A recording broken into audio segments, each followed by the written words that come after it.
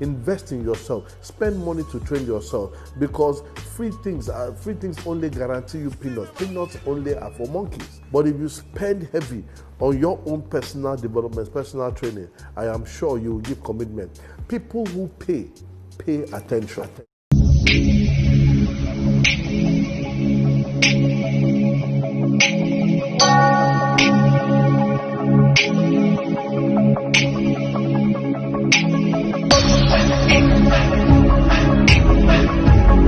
No matter how bad the recession is in a country, a lion will never eat grass. The lion has only one thing called the attitude. Because when a lion wakes up and he sees an elephant, then he looks at it and says, this is food. When the elephant wakes up, he looks at it and says, this one will eat me. And everybody responds to the way they think. If you think you can eat this thing, you will eat it. If you think you cannot eat it, you cannot eat it. It is not the function of your location, it's a function of your thinkation. What happens to you if you are in the same lift with Aliko Dangote for 15 seconds?